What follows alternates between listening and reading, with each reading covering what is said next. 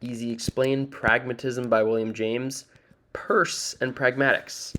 So we're actually going to spend this time going back to Peircean Pragmatism, which was first formulated by Charles Sanders Peirce.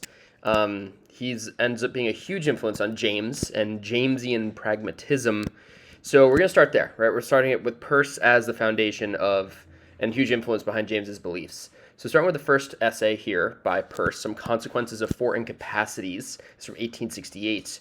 The focus of this essay is actually against Cartesianism. That's where these ideas first come from. It's a new way of considering opposition to Cartesianism. It's a huge focus of the essay is going through those four incapacities. Not going to touch on those here. So I took out a few selections that really set the stage for James and his pragmatic philosophy. So here Peirce says that feelings are all alike and require no explanation since they contain only what is universal. Starting to think about humans as the source of truth. He goes on to say the real, then, is that which sooner or later information and reasoning would finally result in, which is therefore independent of the vagaries of me and you. Right? So ultimately, humans will be able to find the truth. They will be able to find reality. And third selection from this essay, Peirce says, finally, as what anything really is what it may finally come to be known to be in the ideal state of complete information, so that reality depends on the ultimate decision of the community, that we're all going to be involved in this working together. Next essay by Peirce from 1877, The Fixation of Belief, How We Fix Our Beliefs. He says, unless we make ourselves hermits, we shall necessarily influence each other's opinions. So the problem becomes how to fix belief, not in the individual merely, but in the community. Right, we're all going to be working on this together. This is going to be a communal process of fixing our beliefs and making truths. Peirce goes on to say, it is the nature of the process to adopt whatever belief we are inclined to, and there are certain flatteries to the vanity of man, which we all believe by nature, until we are awakened from our pleasing dream by rough facts. The method of authority will always govern the mass of mankind, and those who wield the various forms of organized force in the state will never be convinced that dangerous reasoning ought not to be suppressed in some way. Gotta be free thinkers, gotta allow that to exist. Last selection from this second essay by Peirce. He says, the person who confesses that there is such a thing as truth, which is distinguished from falsehood simply by this, that if acted on, it should, on full consideration, carry us to the point we aim at and not astray.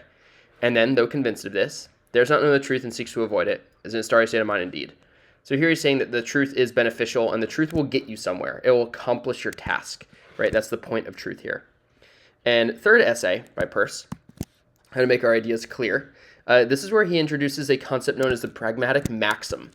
And here he's trying to provide clarity.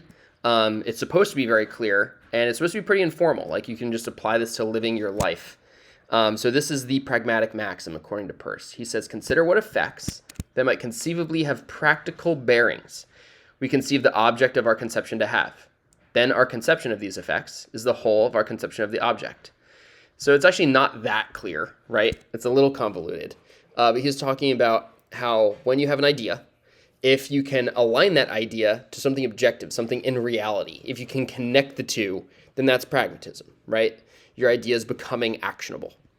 And to wrap up this video, let's look at how this connects to Jamesian pragmatism, what it all means, right? Coming from Peirce. So now James says, and this is very early on in his text, Pragmatism, he says, truth is one species of good, and not, as is usually supposed, a category distinct from good and coordinate with it. The true is the name of whatever proves itself to be good in the way of belief, and good too for definite assignable reasons. So hopefully we're starting to see how he really was learning a lot from Peirce. He really took a lot from Peircean pragmaticism and incorporated it into his own pragmatism. Last quote here from early on in James's Pragmatism. He says, if there be any life that is really better, we should lead. And if there be any idea which, if believed in, would help us to lead that life, then it would be really better for us to believe in that idea, unless indeed belief in it incidentally clashes with other greater vital beliefs.